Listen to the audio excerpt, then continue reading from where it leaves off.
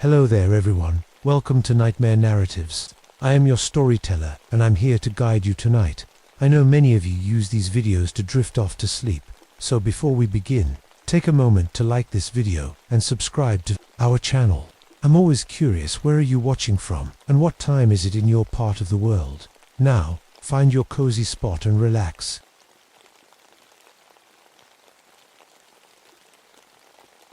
My name is Victor Ravenhill, and I've been a park ranger at Glacier National Park for 17 years. In all that time, I thought I'd seen everything these mountains could throw at me. Avalanches that could bury a school bus, blizzards that lasted 2 weeks straight, tourists who wandered off trails and nearly froze to death before we found them. I was wrong, dead wrong. It happened in February of 1961, the worst winter Montana had seen in decades. Going to the San Road was buried under 8 feet of snow, and Logan Pass might as well have been on the moon. We'd been cut off at the Apgar Village Ranger Station for 3 weeks already, with no way in or out. The radio tower had gone down in an ice storm, and our satellite phone was down to its last few hours of battery. But that wasn't the worst part. The worst part was that my daughter Jenny was visiting for her school break. First time since her mother died 2 years ago. At 16, she was old enough to understand why I'd thrown myself into work after the funeral, but not old enough to forgive me for it. This was supposed to be our chance to fix things. "Dad, it's like living in a snow globe," she said that morning, pressing her nose against the visitor center window. The glass was so thick with frost you could barely see outside, except the snow globe is trying to kill us. She had her mother's sense of humor, dark, but honest. "We'll be fine, sweetheart," I told her, checking the weather report for the 100th time, -30 with the wind chill. Visibility near zero. Storm should break in a few days. That's when Joe Crowfeather showed up. Joe was one of the Blackfeet elders, maybe 70 years old, with hands like leather and eyes that seemed to see things the rest of us missed. He'd walked 5 miles through the storm to reach us, which should have been impossible for a man his age. "Victor," he said, shaking snow off his coat, "you need to keep the girl inside when the hunting moon rises." "What hunting moon?" I asked. Outside, the sky was solid gray, had been for days. Tonight, moon's full behind the clouds. The McKisties will be hungry. I'd heard the stories before. Wolf spirits that hunted during the worst winters, taking people who wandered too far from safety. Every culture had their bogeymen, their explanations for why people died in the wilderness. It was easier than admitting that sometimes nature just won. "Joe, with respect, those are just stories." His expression didn't change. "You saved 47 people from avalanches. You know these mountains better than any white man alive, but you don't know everything." Before I could answer, the emergency radio crackled to life. "Missing persons report. 2 cross-country skiers, the Hendersons from Great Falls, were 3 days overdue from their backcountry permit. They should have been back Tuesday. It was Friday. I have to go look for them," I told Joe. "No, you don't." But I was already reaching for my gear. 17 years as a ranger, 4 years in Korea before that. I'd never left people behind, and I wasn't about to start. "Jenny, you stay here." I called to my daughter. "Emergency supplies are in the back room. If anything happens, if anyone comes looking for trouble, you lock that door and don't open it for anyone but me." "Dad, what kind of trouble could happen out here?" I looked at Joe. His weathered face was grim. "Just promise me," I said.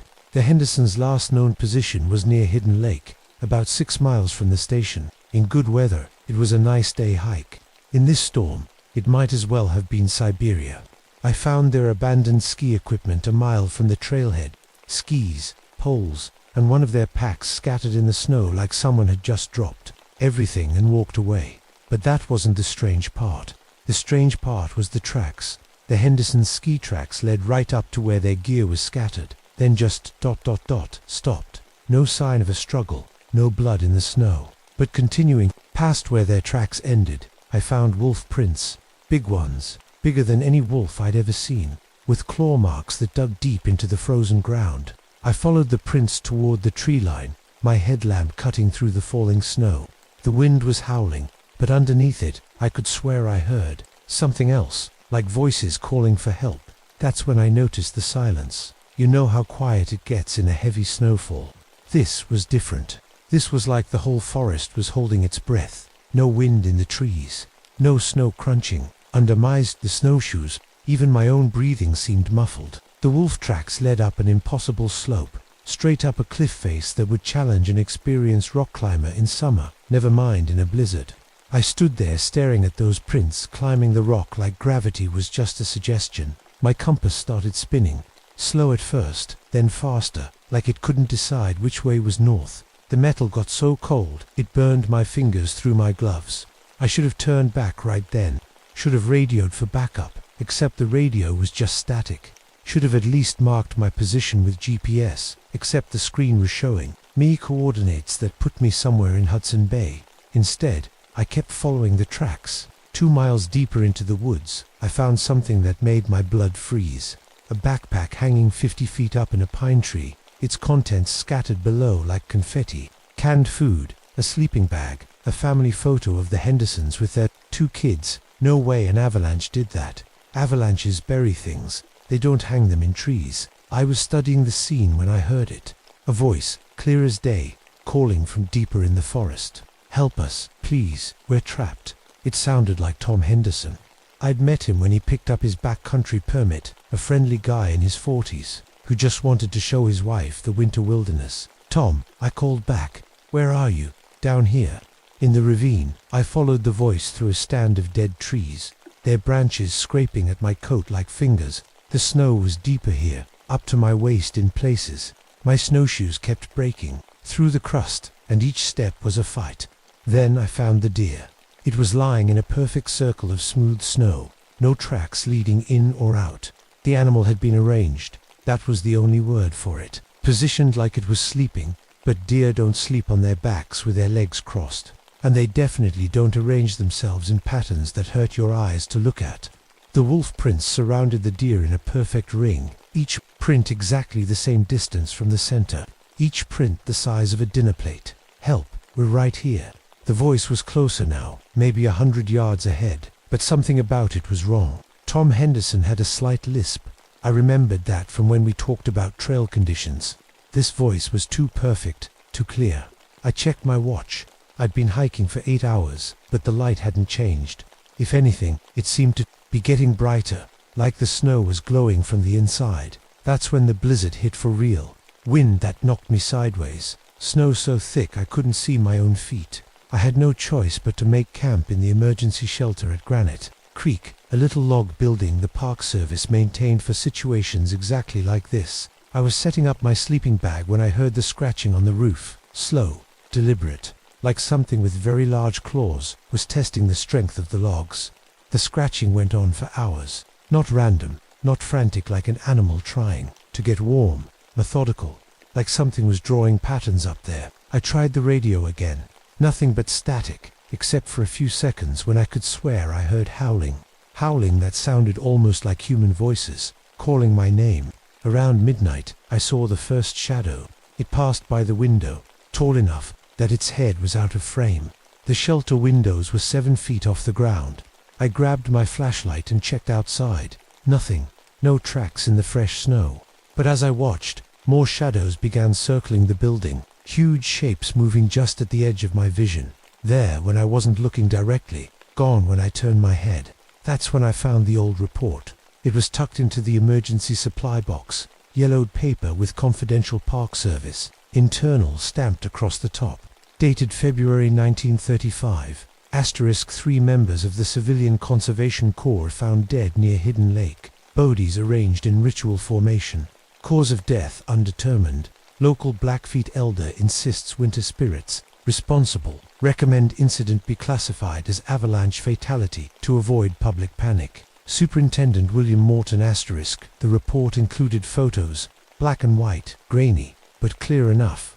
3 young men positioned exactly like the deer I'd found earlier, and surrounding them, those same impossibly large wolf prints. A sound outside made me look up from the report. Scratching, but not on the roof, on the walls. All around the cabin, like a dozen somethings were trying to claw their way in. I pressed my face to the window and nearly screamed. Tom Henderson was standing in the snow outside, waving at me. His wife Susan was next to him, both of them smiling like they'd just finished a pleasant hike instead of being missing for 3 days in a blizzard. "Victor," Tom called. his voice muffled by the glass. "Thank God you found us. We got turned around in the storm. Can you let us in?" I stared at them. They weren't wearing coats, no hats, no gloves. The temperature outside was -30, and they were standing there in summer clothes like it was a warm spring day. "Where have you been?" I called back. "We found a cave," Susan said. "It was warm inside. We've been waiting for help." They looked normal, sounded normal, but something was wrong.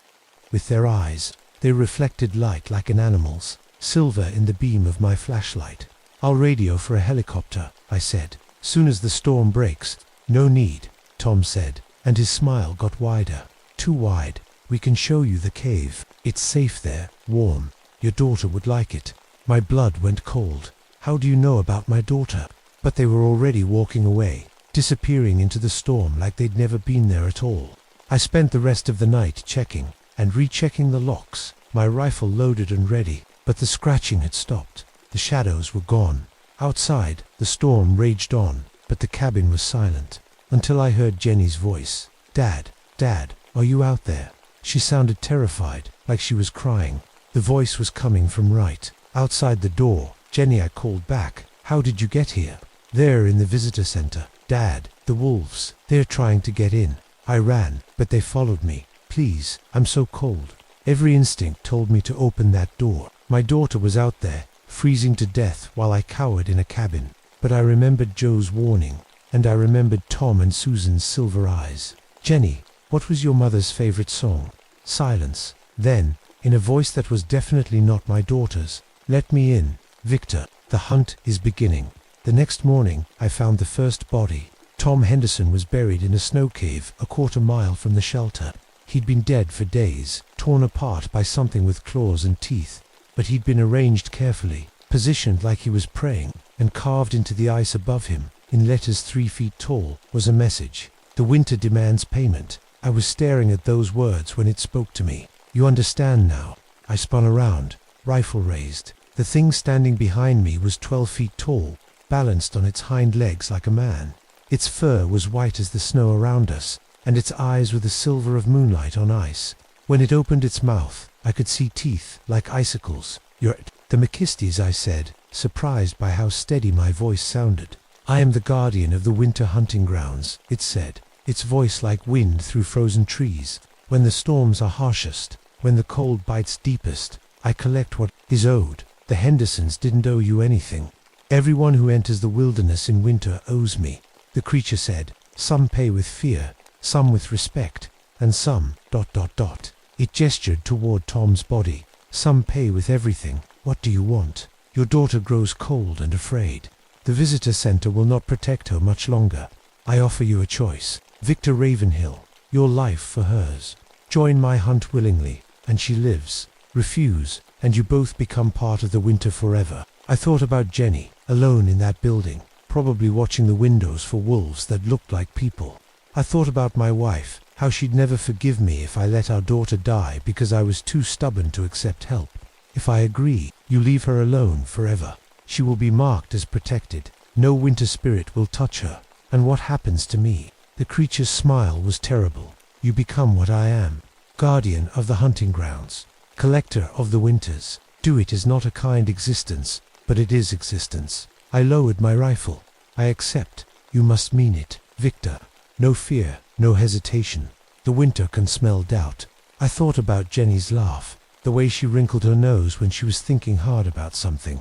I thought about all the people I'd saved over the years, all the families who got to go home because I was willing to risk everything to find them. "I'm not afraid," I said, and meant it. The creature studied me for a long moment. Then it nodded. "The bargain is made." It reached out with one massive claw and touched my forehead. The cold that flooded through me was beyond anything I'd ever experienced. Not the cold of winter air or mountain snow, but the cold of the spaces between stars. The cold of death itself. When it was over, I was still standing, still breathing, but I could feel the change beginning. "You have 10 years, the creature said, 10 years to prepare. Then you join the hunt permanently." It began to fade, becoming translucent like moonlight through clouds. "Find willing sacrifices, Victor. Find those who offer themselves to save others. The winter feeds on love as much as fear. Then it was gone, and I was alone with the dead. The official report listed the Hendersons as avalanche victims.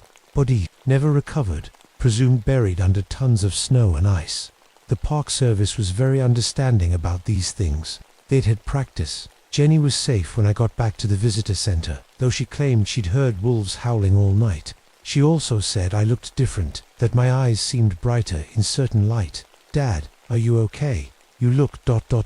older." I was older. I could feel it in my bones, see it when I caught my reflection. The creature's touch had marked me, started a clock I couldn't stop. We left Glacier that spring. I requested a transfer, told them I needed a change after my wife's death. They were understanding about that too. But I came back every winter. I had to. The thing that called itself the Guardian wasn't gone, just waiting. And there were others like it in other parks, other wild places where winter bit deep and people sometimes disappeared. I learned to find them. The ones who were ready to sacrifice themselves for others. Grieving parents who'd lost children. Soldiers carrying too much guilt. People who understood that sometimes love means letting go. It's not a job I wanted, but it's the job I have. Every winter, I help the spirits find what they need, and innocent people get to live. It's not a perfect system, but it's the only one we have. Jenny's grown now, married, with kids of her own. She never visits me in winter, and I'm glad. The change is almost complete. My hair went white last year, and sometimes I catch myself walking on 4 legs instead of 2. But she's safe. That was the deal, and the winter keeps its bargains. I've met others like me over the years, rangers, guides, search and rescue volunteers, all of us marked, all of us counting down to the day we join the hunt permanently. We have a network now, quiet communications about which parks need watching, which spirits need feeding.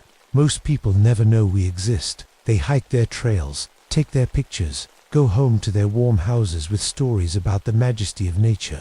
And that's fine. They don't need to know about the things that hunt in the deep cold, or the people who keep them satisfied. The winter is coming again. I can feel it in my bones, in the silver that's starting to show around my pupils. Maybe 5 more years before the change is complete. Maybe 10 if I'm lucky. But Jenny's children will never have to worry about the wolves. That walk like men, that's worth whatever I become. That's worth everything. * author's note. This account was found among the papers of Victor Ravenhill after his disappearance during a winter storm in Glacier National Park, 1971. Park Service records confirm his employment and exemplary service record, but list his cause of death as exposure during search and rescue operation. No body was ever recovered. *.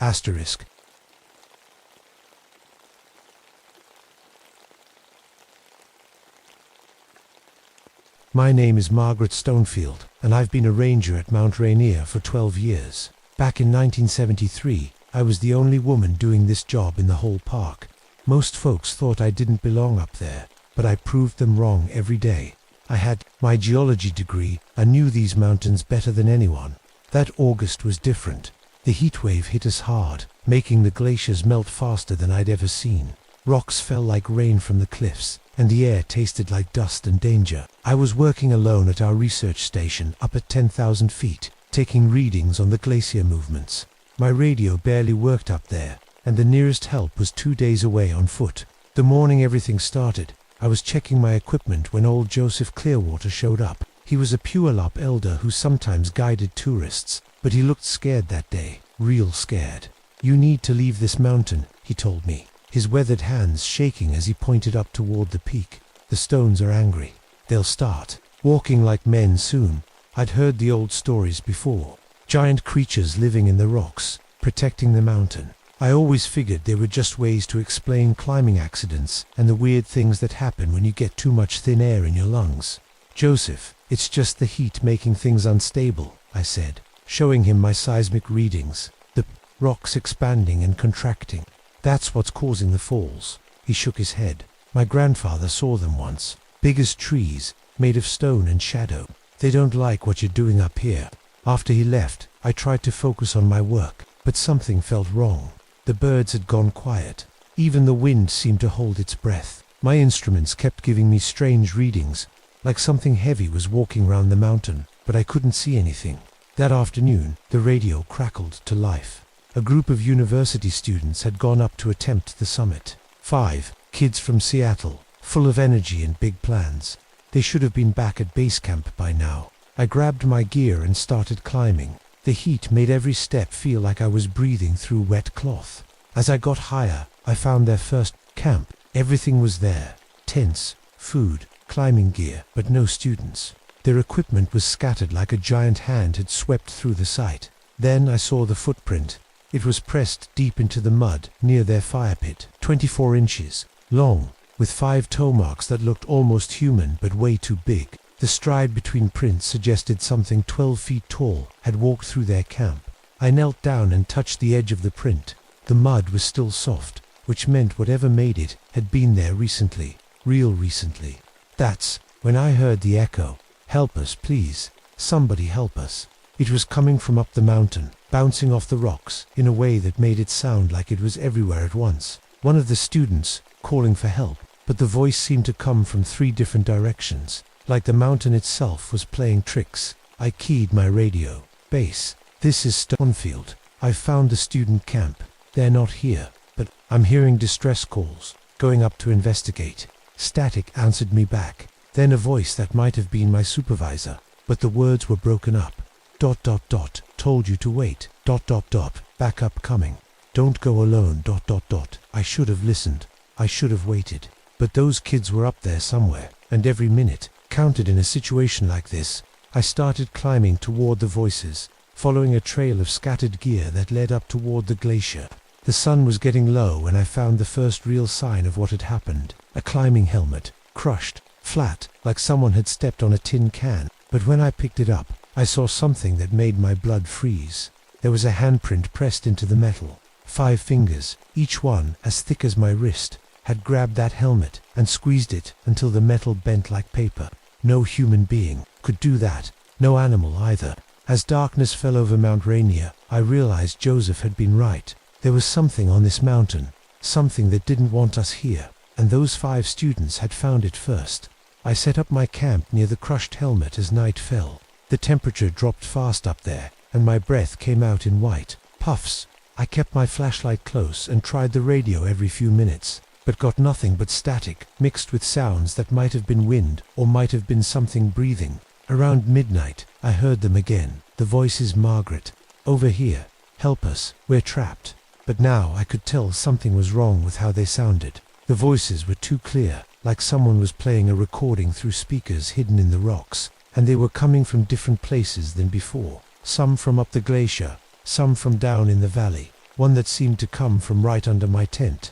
I unzipped my tent flap and looked out. The moon was full, turning the glacier into a field of silver. At first, everything looked normal. Then I saw the rocks. They were arranged in a pattern that hadn't been there when I made camp. Big boulders, each one the size of a car, set up in a perfect circle around my tent. They'd been moved without making a sound, placed while I was sleeping. I grabbed my flashlight and climbed out to examine them. The rocks were covered in scratches that looked almost like writing, symbols I didn't recognize, carved deep into the stone.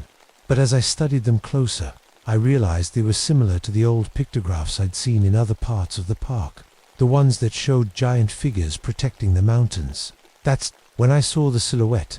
It stood on the ridge above me, backlit by the moon.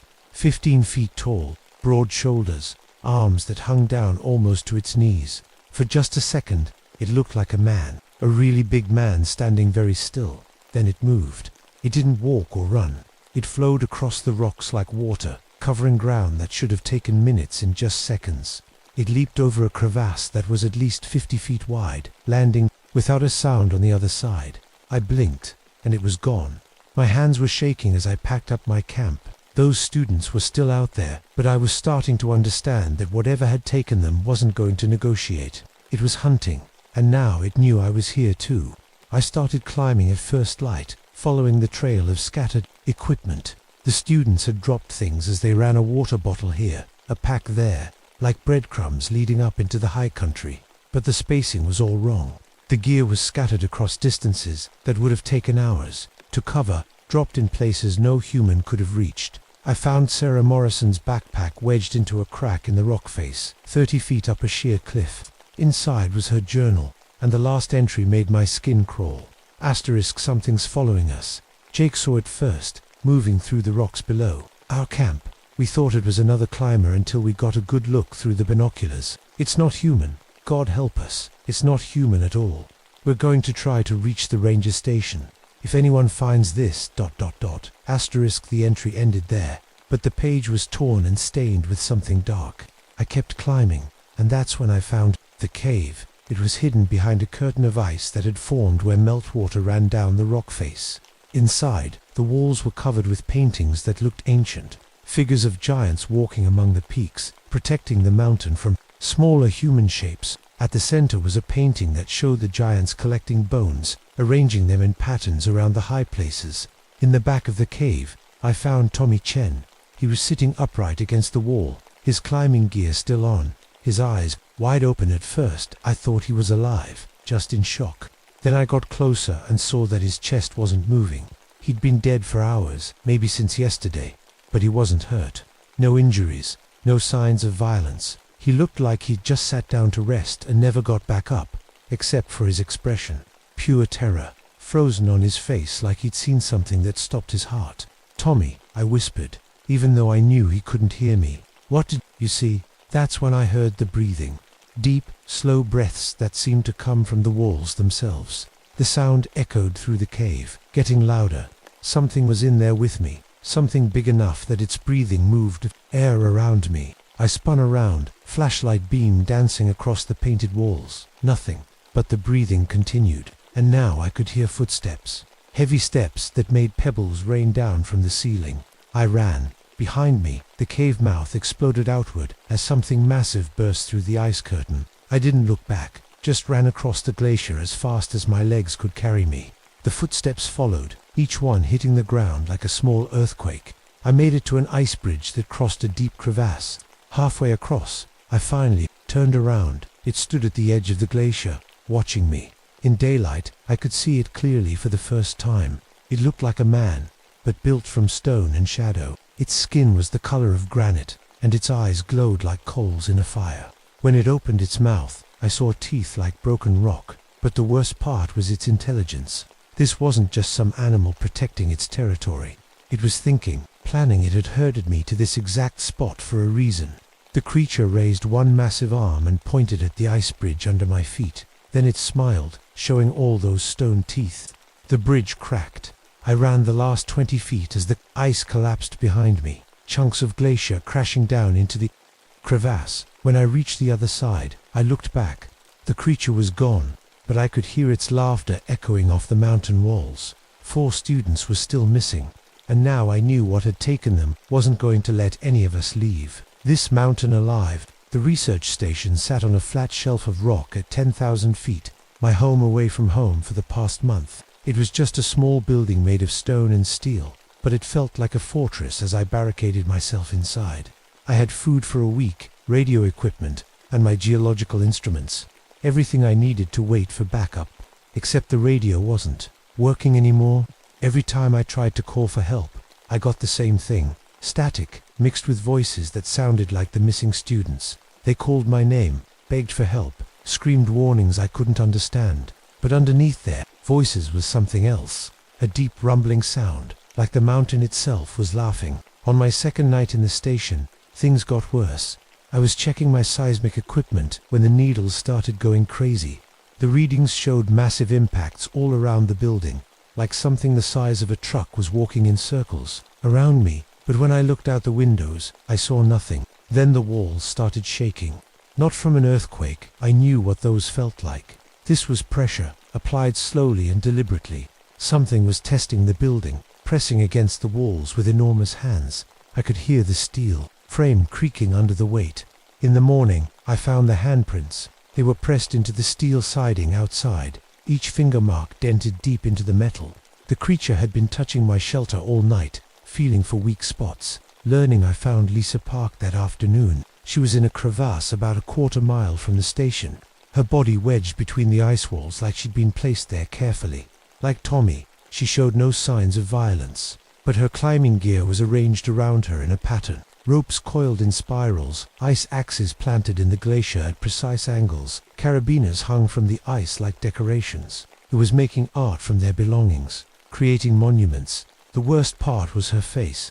She looked peaceful, almost happy, like whatever had killed her had shown her something beautiful right before the end.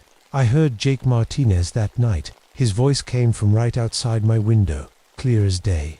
"Margaret, please let me in. I'm hurt. It's still out there." I almost opened the door. The voice was perfect, exactly how Jake sounded. Scared, tired, human. But something made me hesitate. Maybe it was the way he said my name, like he was reading it off a card instead of talking to someone he knew. "Jake, how did you get here?" I called through the door. "I've been hiding in the rocks. Please, Margaret, it killed the others. Don't let it get me too." I looked out the window. Nobody there. But Jake's voice was coming from right outside the door. "Jake, what's my middle name?" Silence then. "Margaret, please, I'm bleeding." I'd never told Jake my middle name. Never told any of the students. The thing outside was using Jake's voice, but it didn't know Jake's memories. The voice changed then, becoming deeper, rougher, not quite human anymore.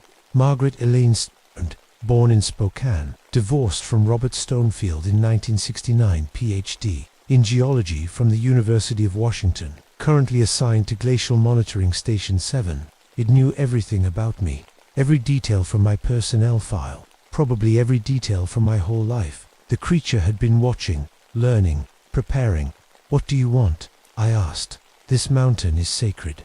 Your kind brings poison machines, noise, scars and a stone. We are its guardians. We keep the balance." The voice was coming from all around me now, echoing off the rocks, multiple voices, speaking in harmony. There wasn't just one creature. There were several, maybe many. The students were just climbing. They weren't hurting anything. Every step wounds the stone. Every breath steals the mountain's air. You bring more of your kind, always more. Soon they will tear the mountain apart for the metal in its bones. I thought about the mining surveys I'd been doing, the reports I'd filed about mineral deposits in the glacier. The creature was right. There were companies interested in what was under Mount Rainier, companies that would strip mine the whole mountain if they thought it was profitable. "I can stop them," I said. "I can make sure no one comes here to mine." Laughter, like boulders rolling down a cliff. "You have no power among your people. You are just one small voice." "Then what do you want from me?" "Proof. Show your people what happens to those who wound the mountain. Make them afraid to come here." I understood then. The creature didn't just want to kill me. It wanted me to go back and tell others what I'd seen, to spread fear, to make people avoid the mountain entirely. But first, it wanted to show me exactly what I'd be warning them about. The building shook as something massive struck the roof. Chunks of stone rained down from the ceiling. Through the window, I could see shapes moving across the glacier, tall figures that seemed to be made of living rock, their eyes glowing like stars. They were coming for me, and there was nowhere left to run. One of them appeared at my window, its face pressed against the glass. It looked almost human, but its skin was rough granite, and its eyes were holes filled with fire. When it spoke, its voice shook the building. "Come outside, Margaret Stonefield. It is time for you to understand." I opened the door, because I had no choice. The creatures surrounded my research station, their massive forms blotting out the stars. Up close, they were even more incredible and terrifying. Some looked almost human, just scaled up to giant size. Others were more abstract, rough approximations of the human form carved from living stone. The largest one stepped forward. It had to be 18 feet tall, with shoulders broad enough to block out the moon. Its face was ancient, weathered like a cliff that had stood for thousands of years. When it spoke, the words seemed to come from deep underground. "I am first guardian of this peak. I have walked these stones since the mountain was young." "The students," I said, trying to keep my voice steady. "Are they all dead?" "They sleep in the stone now. Their bones rest in sacred places. Their spirits join the mountain's strength. It is not death as your kind understands it. It is becoming." The creature gestured toward the glacier, and I saw them. Shapes moving under the ice. Human figures preserved in perfect stillness. Lisa, Tommy, Jake, and the others. They weren't decomposing. They looked like they were just sleeping, waiting to wake up. "They were young," I said. "They had their whole lives ahead of them, and now they have eternity. Their energy feeds the mountain, keeps it strong against your kind's poison. They are honored above all others." Other guardians moved closer, forming a circle around us. Each one was different. Some looked like they'd been carved by wind and weather. Others seemed to shift and flow like they were made of liquid stone. But they all had those same burning eyes, that same ancient intelligence. You study our mountain, Stales said. You measure its bones, map its blood. Why? I thought about lying, but something told me these creatures would know. I'm looking for mineral deposits, rare earth elements, precious metals. It's my job. And when you find these treasures, what happens? I'd seen enough mining operations to know the answer. Companies come in, they dig, blast, strip away everything that's valuable. They leave behind holes and poison. Yes, and we cannot allow this. The Guardian reached into the stone at its feet and pulled out something that made me gasp. It was a chunk of glacier ice, but inside were veins of metal that glowed with their own light. The rare earth deposits I'd been mapping were beautiful beyond description, like captured starlight frozen in time. Your instruments detect only shadows of what lies beneath, Stales said. The mountain's true treasures are beyond your science. They are the source of our power, the reason we exist. Another Guardian spoke, its voice like grinding stone. For 200 years, we have hidden from your kind. We let them blame avalanches and accidents for the deaths of those who came too close. But now there are too many. Your people spread, like infection, across the sacred places. The mining companies will come regardless, I said. Even if you kill every person who sets foot on this mountain, they'll send armies if they think there's profit here. Perhaps, but armies can be buried under avalanches, machines can fall into crevasses, mountains are patient, and we are the mountains will. I realized they were right. These creatures had power I couldn't even understand. They could reshape the landscape, trigger natural disasters, make the mountain itself fight back against any invasion. But the cost would be enormous. Hundreds of deaths, maybe thousands. There has to be another way, I said. Stales studied me with those burning eyes. You care for this mountain. We feel it in your heart. You understand its moods, respect its power. This is why we offer you a choice, instead of simply adding your bones to our collection. What choice? Become our voice among your people. Return to them and speak of what you have seen. Make them fear this place, but also make them understand its value. Help us protect what is sacred. I thought about my career, my reputation. If I went back and told people about giant stone creatures living in the mountain, they'd think I'd lost my mind. I'd be fired, maybe institutionalized. But then I thought about the alternative. The mining companies would come, and these Guardians would fight back. The mountain would become a battlefield, and innocent people would die on both sides. If I do this, I said, if I help you protect the mountain, what happens to the students? Can you bring them back? The Guardians looked at each other, communicating in a language of stone grinding against stone. Finally, Stales shook his massive head. They are part of the mountain now. To wake them would be to wound the stone itself. But their sacrifice ensures that others will not need to join them. Their deaths will have meaning. It wasn't the answer I wanted, but I understood. Those 5 kids were gone, and nothing I did would bring them back. But I could make sure their deaths weren't meaningless. I could use their story to protect the mountain and prevent more tragedies. I'll do it, I said. I'll be your voice, but I need proof, something to show people that this is real. Stales smiled, an expression that looked strange on his stone features. He reached out and touched my forehead with one massive finger. The world exploded into light and sensation. I saw the mountain as it really was, not just rock and ice, but a living thing with its own consciousness. I felt its pain when machines bit into its slopes, its rage when pollution poisoned its streams. I understood that the Guardians weren't just protecting their home, they were part of the mountain itself, extensions of its will. When the vision ended, I was changed. I could feel the mountain's moods, sense its health like a doctor checking a patient's pulse. I would always know when it was threatened, and I would always feel compelled to defend it. Now you understand, Stales said. You are connected to this place forever.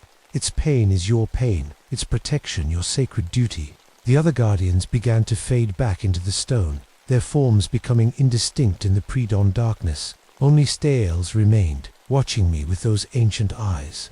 Go now, he said. Tell your people what you have learned. But remember, we are always here, always watching. If you fail in your duty, if the mountain is wounded despite your efforts, you will join the students in their eternal rest. As the sun rose over Mount Rainier, I packed my gear and started the long climb down to civilization. Behind me, the mountain felt different, alive, aware, protected by guardians that existed beyond human understanding. I had a story to tell, and somehow I had to make people believe it. The Park Service Review Board thought I'd lost my mind.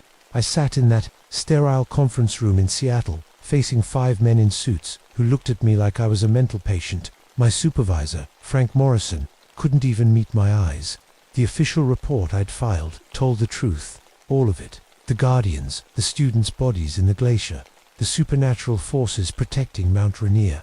Rangers, the chief administrator said, his voice carefully neutral. Do you understand how this sounds? Giant stone creatures, supernatural guardians, bodies preserved in mystical ice. I understand it sounds impossible, I said. But it's what happened. The students are still missing, Frank said quietly. We've had search teams all over that area. No sign of them, no bodies, nothing. Because the guardians didn't want them. Found I knew that, but I couldn't explain it in a way these men would accept. The official search teams had been led away from the sacred places, guided by subtle rockfalls and weather changes that made certain areas seem too dangerous to explore. Heat exhaustion, the department psychologist suggested. Altitude sickness, combined with stress and isolation, it can cause very vivid hallucinations. My seismic equipment recorded the impacts, I said, pulling out my data sheets. Footsteps from something weighing several tons. The readings are all here. They looked at the papers like they were written in a foreign language. To them, they probably were. These were office men, administrators who understood budgets and personnel files, but had never spent a night alone on a mountain. Equipment malfunctions happen, the administrator said, especially in extreme weather conditions. In the end, they offered me early retirement with full benefits. A nice way of saying they thought I was crazy, but didn't want the publicity of firing their first female ranger. I could keep my pension, my dignity, and my mouth shut about what really happened on Mount Rainier. I turned them down. I'm going back to work, I said, and I'm going to make sure those mining surveys get buried so deep they'll never see daylight. That's when they fired me. The news story was small, buried on page 6 of the Seattle Times. Female ranger dismissed after breakdown.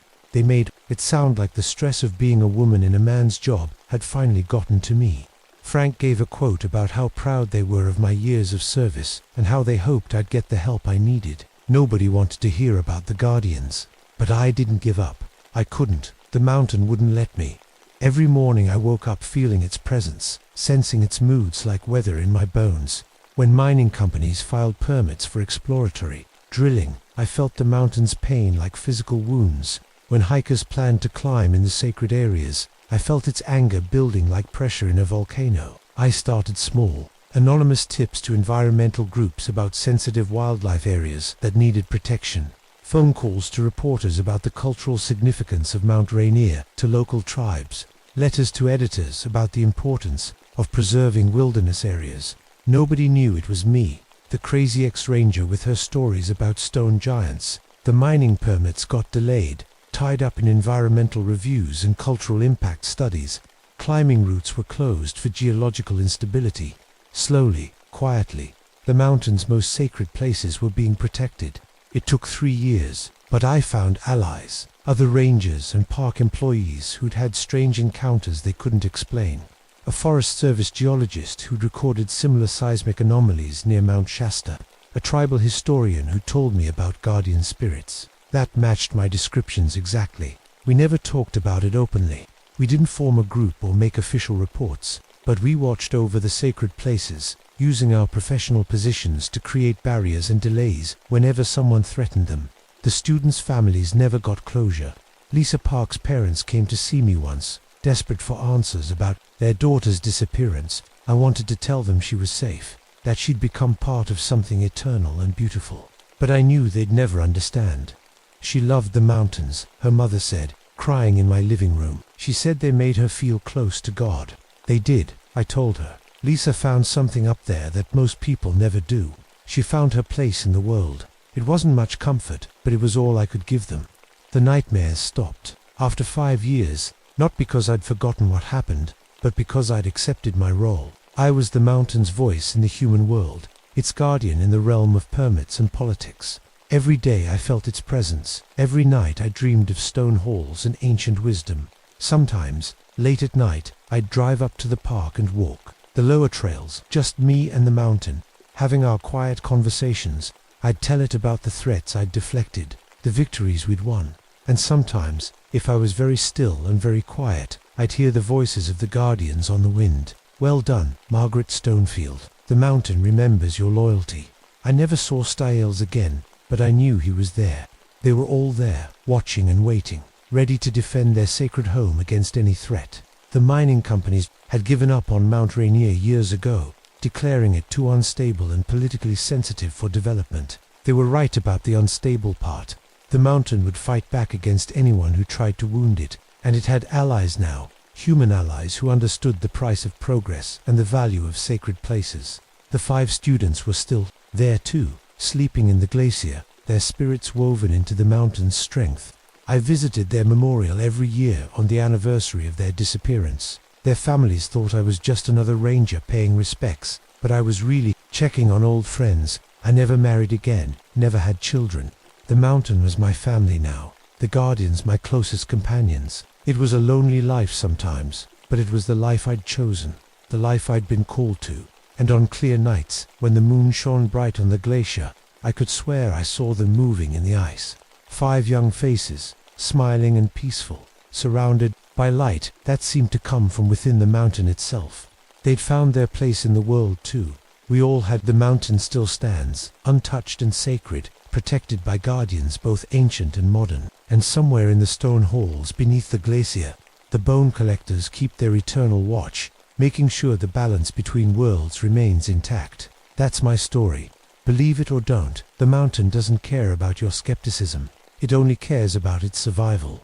And so do I.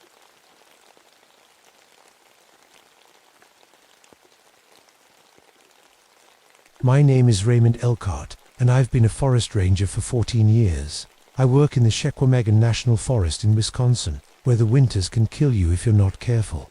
People think being a ranger is just about campfires and lost hikers, but they don't know about the real stuff. The stuff that happens when the snow gets deep and the cold gets mean. I'm Ojibwe, born and raised near the Lac du Flambeau Reservation.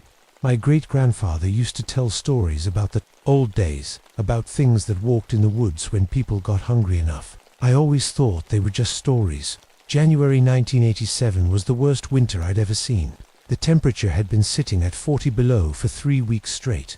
The snow was so deep that supply trucks couldn't get through. Even the snowplows gave up trying to clear the back roads. I was stuck at the remote research station near the old logging camps, the ones that shut down back in the 1920s. My wife Sarah kept calling on the radio, worried about me and the boys. My twin sons were only 8 then, and they wanted to know when Daddy was coming home. I told them soon, but I wasn't sure if that was true. The weather report said it might be another week before the roads opened. That's when the first call came in. It was Elder Margaret Skinaway from the reservation. Her voice crackled through the emergency radio, full of static and fear. "Raymond, you need to listen to me," she said. "The hungry ghost is walking again. Stay away from the old logging camp. Don't go near the frozen lake." I knew what she meant by hungry ghost. In Ojibwe, we call it Wendigo, a creature that comes when people get so hungry they eat other people. It's supposed to be a curse, turning humans into monsters that can never be full. "Elder Margaret, I'm sure it's just your great-grandfather knew." She cut me off. "He fought one in 1889. Same place, same time of year, the starving season." The radio went dead. I tried to call her back, but the storm was getting worse. The wind was howling so loud it shook the whole research station. I made some coffee and tried to think. Elder Margaret wasn't the type to make things up. She was one of the most respected people on the reservation. Then the second call came in. "Ranger Station, this is Deputy Morrison from the county sheriff. We got a family reported missing. Ice fisherman. Truck was found abandoned near Flambeau Lake. Doors torn off from the inside." My blood went cold. Flambeau Lake was right next to the old logging camp. "Any sign of the family?" I asked. "Negative. Search and rescue can't get through until the storm passes. You're the closest person to their last known location." I looked out the window at the blizzard. In weather like this, a family could freeze to death in hours. But something about those torn doors bothered me. You don't tear truck doors off from the inside, not unless you're really desperate to get out or really desperate to get in.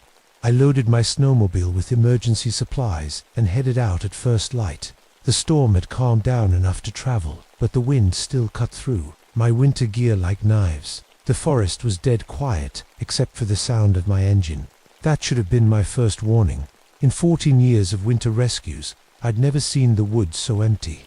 No rabbit tracks, no deer trails, not even crow calls. It was like every living thing had packed up and left.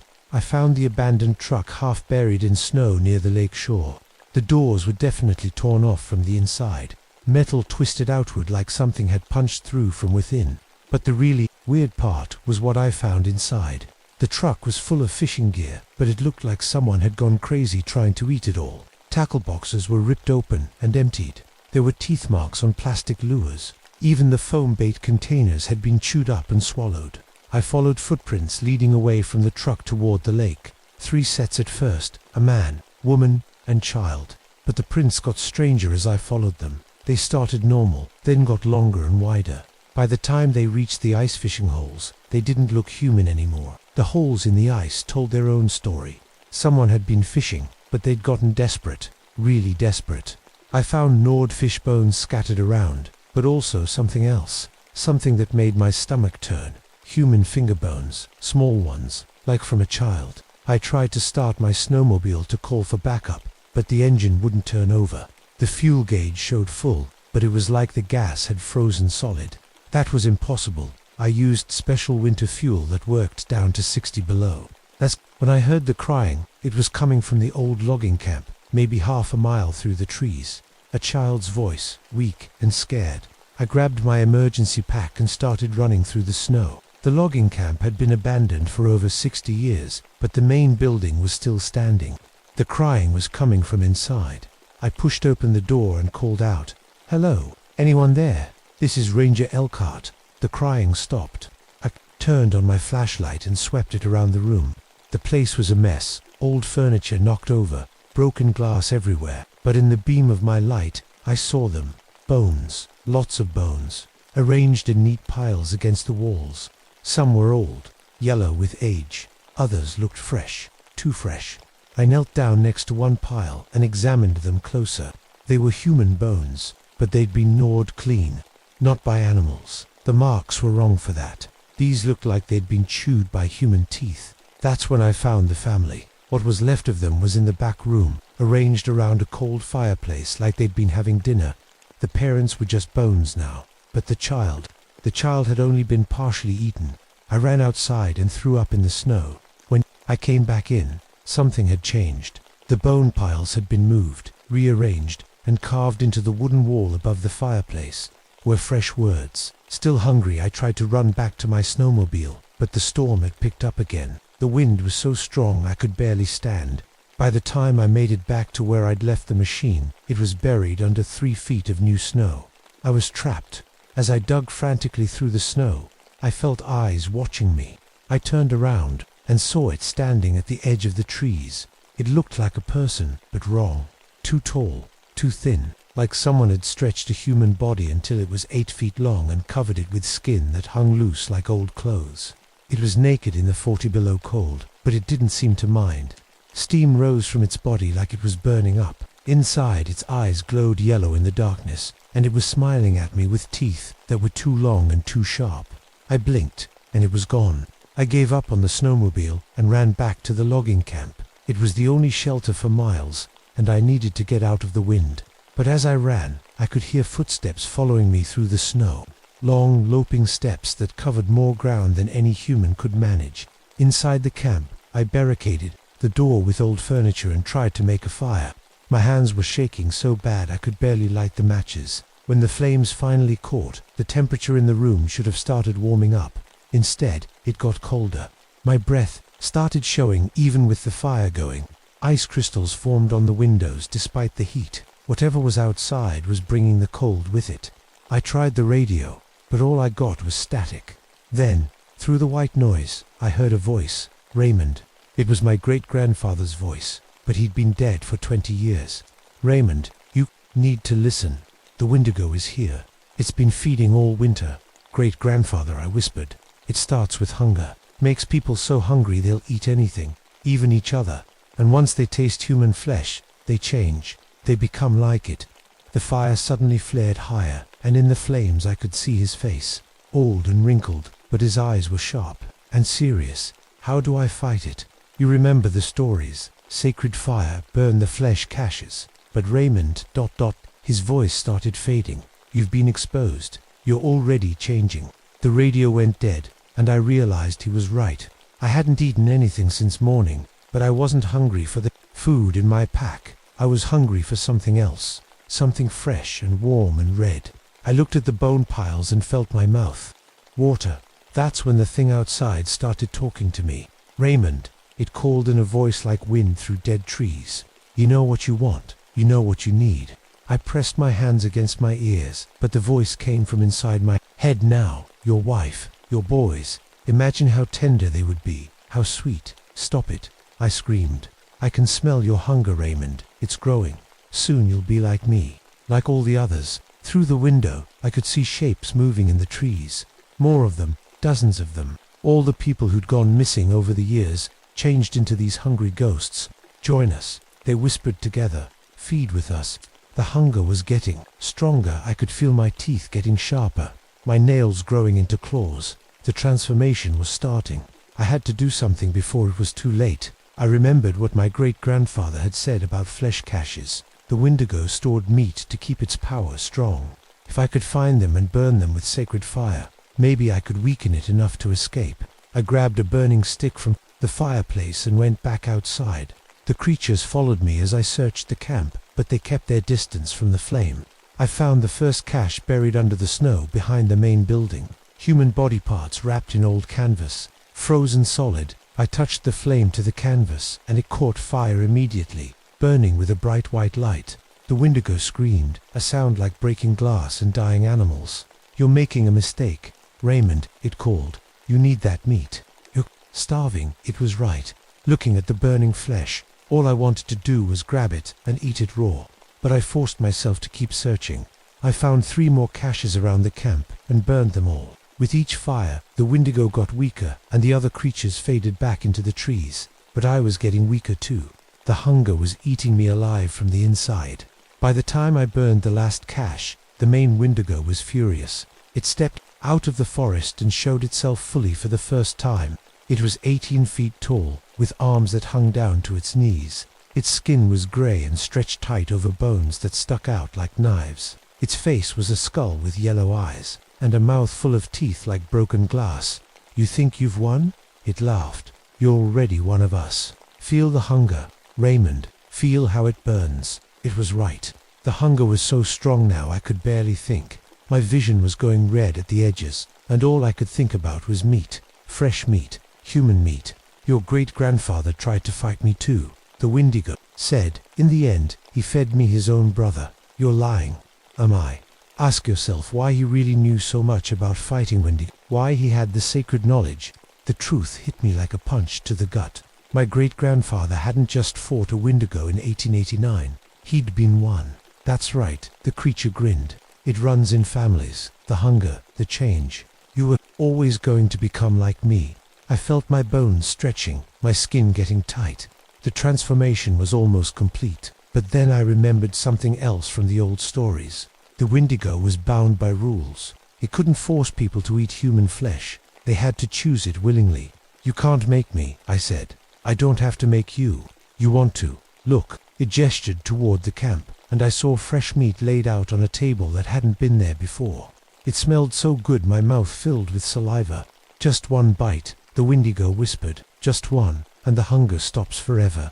I took a step toward the meat, then another. I could almost taste it, but then I heard voices calling my name.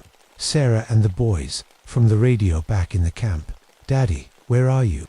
My sons called. We're scared. Raymond, please come home, Sarah cried. I realized this was the choice. I could feed the hunger and become a monster, or I could fight it and stay human. But fighting it might kill me. I looked at the fresh meat one more time. Then I picked up the last burning stick from the sacred fire. I choose my family, I said, and thrust the flame into the meat. The The Wendigo screamed as its power source burned away. Its body started to dissolve, turning into smoke and shadow. "This isn't over," it hissed as it faded. "The hunger never dies. You'll be back." The forest went quiet. The other creatures were gone. I was alone, but I was still human. The rescue team found me 3 days later, nearly frozen to death in the logging camp. I told them I'd gotten lost in the storm and taken shelter. They found the burned remains of the flesh caches but assumed they were just old animal carcasses someone had been storing. The missing fishing family was listed as victims of exposure. Their bodies were never found. I went back to work after a week in the hospital, but things were different now. Every winter, when the temperature drops and the snow gets deep, I feel it stirring again, the hunger. It never completely went away. Sarah noticed the changes, how I stopped eating meat in the winter months, how I'd wake up screaming from dreams about feeding, how I'd disappear for days at a time, patrolling the old logging areas. We don't talk about it, but I know she's scared of me sometimes, especially when she catches me staring at her and the boys with eyes that are a little too hungry. The reservation elders know the truth. They call me when people go missing in the winter, when the stories start up again about things seen in the deep woods. I've dealt with 3 more Wendigo incidents over the years. Each time, it gets a little harder to resist. I keep in touch with other tribal rangers across the northern states. We have an unofficial network, watching for signs of the starving season, because the Wendigo isn't gone. It's just waiting for the next time someone gets hungry enough, waiting for the next time someone makes the choice. And sometimes, in the deepest part of winter when the temperature drops to 40 below and the wind howls through the trees, I wonder if I made the right choice at all. Because the hunger never really goes away, it just gets quieter, until the next starving season begins.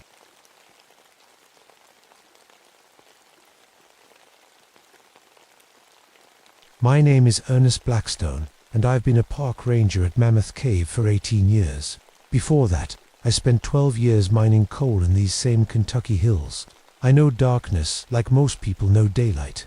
I know the weight of stone above your head and the sound of water dripping in places where no human foot has walked for 1,000 years. People think cave rescue is glamorous work. They see the newspaper photos when we bring someone out alive, but they don't see the body we carry out in bags. They don't see the way darkness gets into your bones after you've spent 3 days crawling through passages barely wide enough for your shoulders, following the sound of someone calling for help that might already be dead by the time you reach them. I've mapped over 200 miles of cave passages in my time here.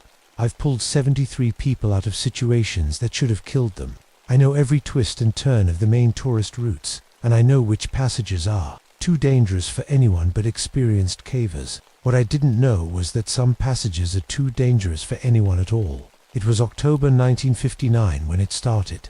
The autumn storms had been bad that year, flooding the lower entrances and making the underground rivers run wild. Water levels were rising in sections of the cave system that had been dry for decades. It made rescue work dangerous, but it also opened up new passages that had been sealed by debris for years. My daughter Sarah had just started working as a tour guide that season. She was 22 and stubborn as her mother had been. God rest her soul.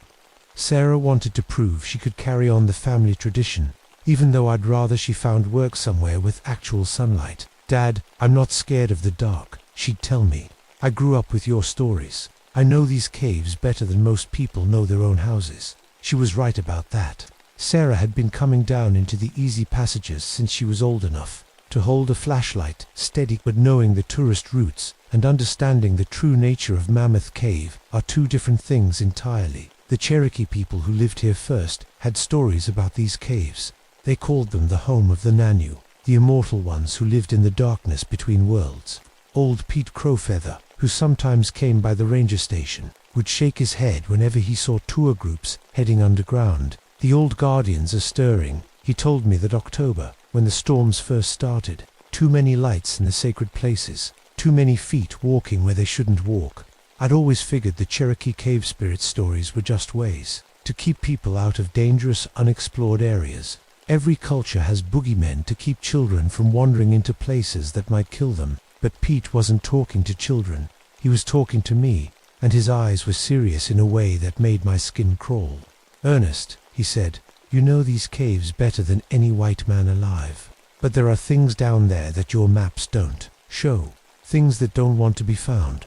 I should have listened to him. The call came in at 2:47 a.m. on October 15th. Sarah's voice was shaking on the radio, barely coming through the static. "Dad, we need help down here. The Morrison tour group, they're missing." I was dressed and in my truck before she finished talking.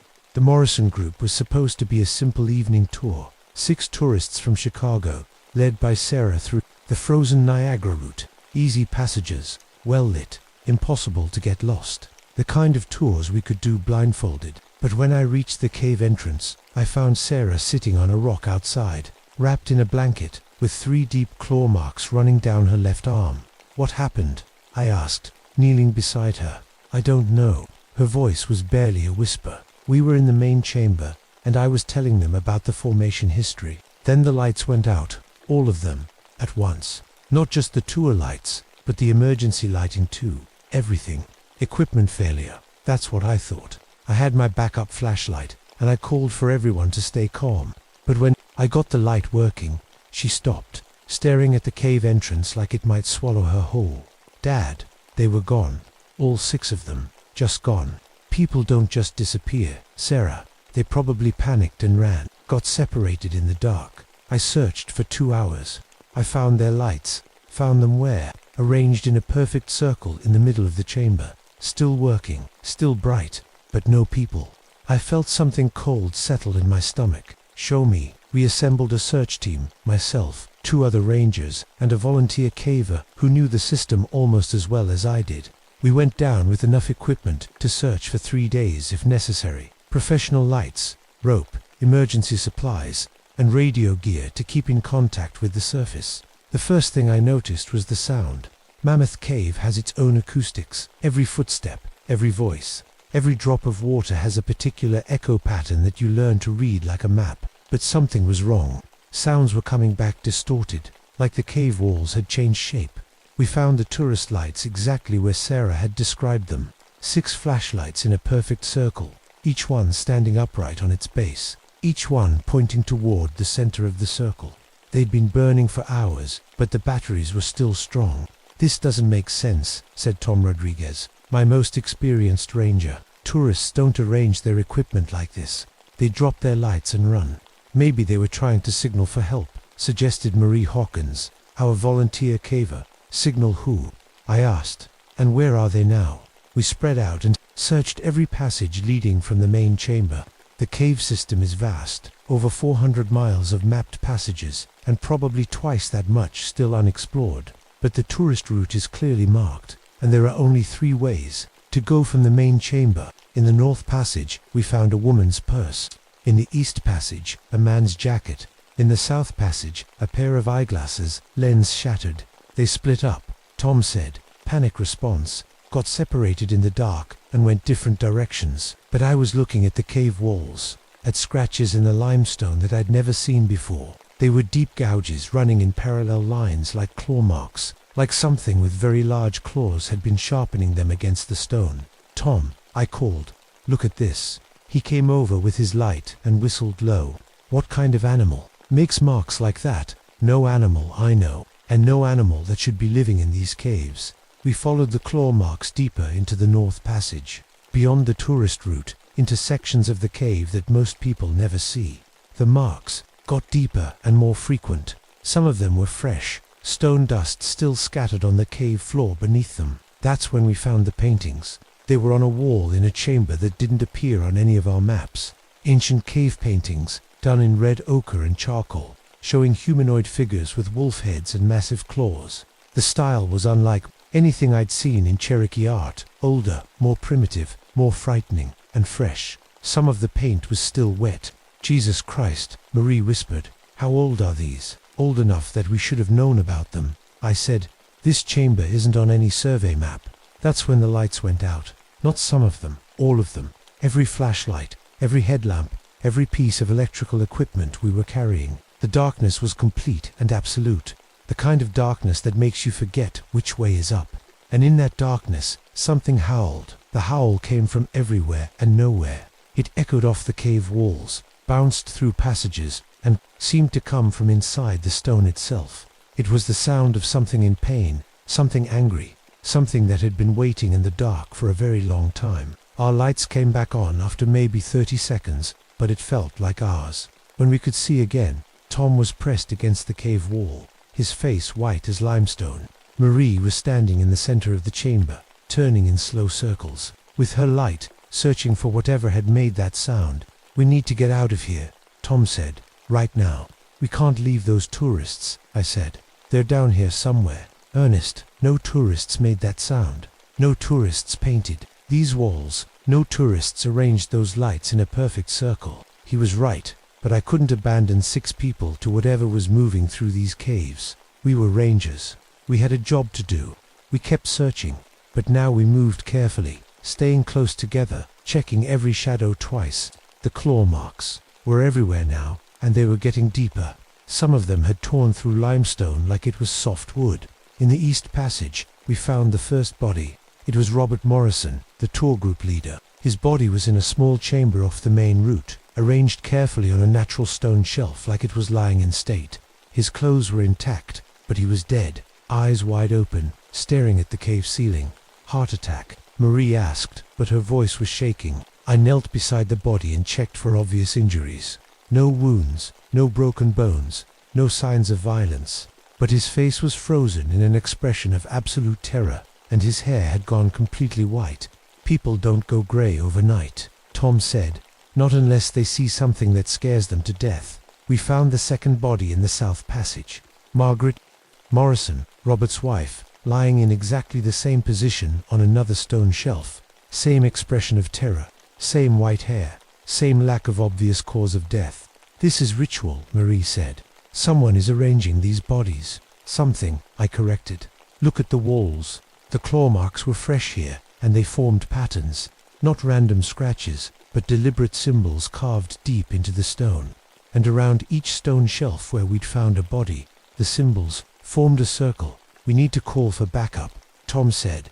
"Radio's dead," Marie reported. "Has been since the lights went out." "Then we need to get to the surface and call for help." "No," I said. "We finished the search. 4 people are still missing." "Ernest, this is insane. We're not equipped for this. We don't even know what we're dealing with." That's when we heard the voices. They were coming from deeper in the cave system, from passages that weren't on any map. Human voices, calling for help, echoing through the darkness. The voices of the missing tourists. "Help us," came a woman's voice. "Please, we're lost. We're so cold." "This way," called a man. "We're down here. Please hurry." Tom grabbed my arm. "Don't listen to them. Something's wrong with those voices." He was right. The voices were too clear, too perfect. Sound doesn't carry that way in caves. It bounces and distorts, changes pitch and volume. These voices sounded like they were coming from speakers, artificial and strange. But they were also coming from 3 different directions at once. "Hello," Marie called back. "Where are you?" "Down here," came the woman's voice again. But now it was coming from behind us. "Hurry, please, it's so dark." We turned our lights toward the voice, but the passage behind us was empty.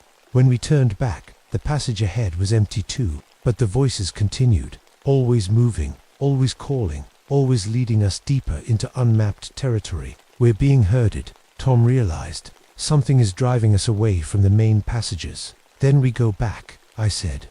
"Right now." But when we turned around, the passage we'd come from was blocked. A wall of loose stone and debris had somehow appeared, sealing off our escape route. "That wasn't there 10 minutes ago," Marie said. Kevin, Tom suggested, but his voice was doubtful. "No," I said, examining the blockage. "This was arranged. Look at how the stones are placed. This is deliberate." The voices were getting closer now, and I could hear something else moving in the darkness. Something large, something that walked on 2 legs but didn't move like a human. The footsteps were too heavy, too deliberate, and they were coming from multiple directions. "We need to find another way out," I said. "What about the voices?" Marie asked. "What if some of those tourists are still alive?" "Those aren't tourists," Tom said. "Listen to them." The voices had changed. They were still calling for help, but now they were using our names. "Ernest," came the woman's voice. "Ernest, help me. I'm hurt." "Tom," called the man. "Tom, over here. I found a way out." Marie whispered a third voice, so close it seemed to be coming from right beside her ear. "Marie, don't trust them. They're not human." We stood back to back in the small chamber, lights pointing in 3 directions, waiting for whatever was stalking us to show itself. The voices had stopped, but the footsteps were getting closer. That's when I saw the eyes. They reflected our lights like mirrors, but they were red instead of white. 2 eyes, then 4, then 6, watching us from the darkness just beyond our light beams. They were too high off the ground to belong to any normal animal, and they moved with an intelligence that made my blood run cold. "Jesus," Tom whispered. "What are those things?" The eyes moved closer, and I could see shapes in the darkness. Tall, humanoid figures covered in dark fur, with elongated limbs and faces that were part human, part wolf. They moved through the narrow cave passages like liquid, flowing around obstacles that should have blocked their path. "Cherokee Cave Guardians," I said, remembering Pete Crowfeather's warnings. "The Nanu—" "That's folklore," Marie said. "That's not real." "Real enough," I said, as the creatures stepped into our light. There were 3 of them, and they were the most terrifying things I'd ever seen in 18 years of cave rescue. They stood nearly 10 feet tall, with powerful bodies covered in dark, matted fur. Their faces were elongated like wolves, but their eyes held human intelligence. Ancient, angry intelligence that had been waiting in the darkness for decades. The largest one stepped forward and spoke in a voice like grinding stone, mixing broken English with Cherokee words I didn't understand. "Desecrators," it said, "disturbers of the sacred dead.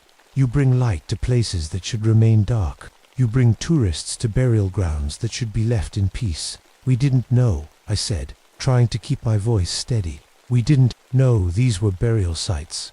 The painted warnings were clear. The sealed passages were marked. But you opened them anyway. You brought groups of strangers to walk on the bones of our ancestors." I thought about the cave paintings, the symbols carved into the walls, the sealed passages that had been opened. By the recent floods, we'd been treating those areas like new tourist attractions, not understanding their true significance. "The missing tourists," I said. "Where are they?" "They rest with the ancestors now. They are part of the sacred ground they violated. You killed them. We protected what is sacred, as we have done for generations, as we will continue to do." The creature's eyes glowed brighter, and I could see the intelligence there, the sadness mixed with rage. These weren't monsters. They were guardians, protecting something they considered holy. "My daughter," I said. "She led a tour group here. She didn't know about the burial sites. The young guide lives. She showed respect when she saw the painted warnings. She did not laugh at the sacred symbols like the others." "What do you want?" "From us, promise that these passages will be sealed forever. Promise that no more tourists will walk on sacred ground. Promise that the burial sites will be protected." "I can't make that promise. I'm just a ranger. I don't make those decisions." "Then you will join the others on the stone shelves." The creature raised one massive clawed hand, and I saw how the other tourists had died. Not from violence, but from terror so complete that their hearts had simply stopped. The sight of these beings, the knowledge of what they were, had been too much for human minds to process. "Wait," I said. "I can help you. I know these caves better than anyone. I can make sure the burial sites are protected. You cannot speak for your people. You cannot control the hunger for profit that drives them to exploit sacred places. I can try. I can work with the Cherokee elders. I can find ways to preserve these areas without revealing their true nature." The creature studied me with those ancient eyes, and I felt like my soul was being weighed on some cosmic scale. "You know the Cherokee ways. Some I've learned from Pete, Crowfeather, and other elders. I know about the sacred sites, the burial customs, the respect that should be shown.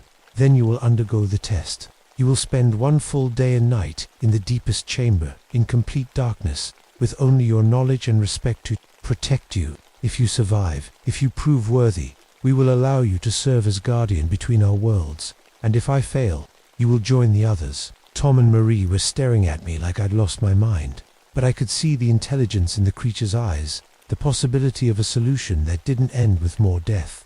"I accept," I said. The creature nodded, and the other 2 guardians moved forward.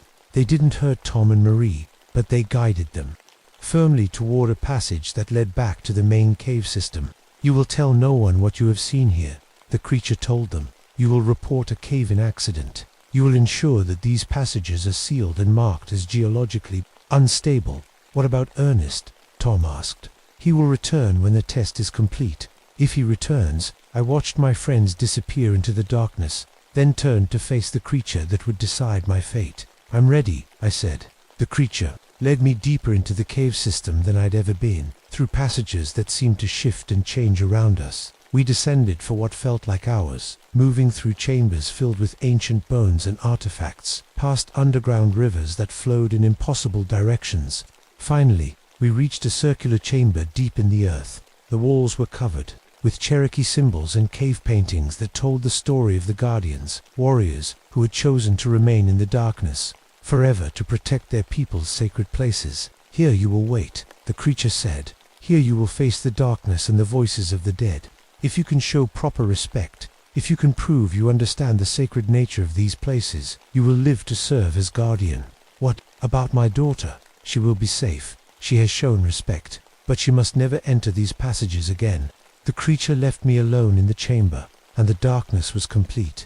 Not just the absence of light, but the presence of something deeper, the weight of centuries, the whispers of the dead, the sacred power that had been protected in this place for generations. I sat in the darkness and waited, and listened, and tried to understand what it meant to be a guardian of sacred ground. I survived the night, though I'm not sure how. The darkness was full of voices, Cherokee ancestors speaking in languages I didn't understand, telling stories of the sacred places that had been violated, sharing the pain of seeing their burial grounds turned into tourist attractions. When the creature returned, it looked at me with something that might have been approval. You did not panic, it said. You did not call for light. You listened with respect. I understand now, I said. I understand what we've been doing wrong. You will serve as guardian. You will ensure that the sacred places remain protected. You will find ways to keep the tourists away without revealing our presence. I will. The creature led me back through passages that seemed different in daylight, more normal, more like the caves I'd known for 18 years. When we reached the main chamber, Tom and Marie were waiting with a full search and rescue team. Kevin, I told them, geological instability in the new passages. We need to seal them permanently. The official report listed it as an accident caused by flooding and structural weakness. The passages were sealed with concrete and steel, marked as permanently dangerous. The Morrison tour group was listed as victims of a tragic cave-in there. Bodies never recovered, but I knew where they were. They were resting with the Cherokee ancestors, part of the sacred ground they had unknowingly violated. I developed severe PTSD after the incident. That's what the doctors called it. Panic attacks. Whenever I tried to enter the caves, nightmares about darkness and glowing red eyes. Inability to do the job I'd loved for 18 years. Sarah quit her job as a tour guide and moved to Louisville. She never asked me what really happened that night, but sometimes I catch her staring at the cave entrances with an expression of fear and understanding. The family tradition ended with me. I couldn't pass on the knowledge of what really lives in those caves, what guardians still protect the sacred places. Some knowledge is too dangerous to share. I work now with Pete Crowfeather and other Cherokee elders, helping to identify and protect sacred sites throughout the region. I can't tell them the whole truth, but I can help them preserve places that should remain untouched. Sometimes, late at night, I dream about the deep chambers where the guardians wait. I dream about red eyes in the darkness and voices calling. From the sacred ground, I dream about the weight of responsibility, about being a bridge between worlds that should never meet. The caves are still there. The tourists still come. But certain passages remain sealed, certain chambers stay dark, and certain burial grounds rest in peace. The guardians are still there too, watching, waiting, protecting what is sacred. And I am still there, keeping the promise I made in the darkness, serving as guardian between worlds, making sure that some places remain untouched by human curiosity and greed. The Cherokee were right about the new. Some things are too sacred to be seen, too dangerous to be disturbed, too important to be turned into tourist attractions. I learned that lesson in the deepest darkness, surrounded by the voices of the dead and the eyes of the guardians. I learned it well.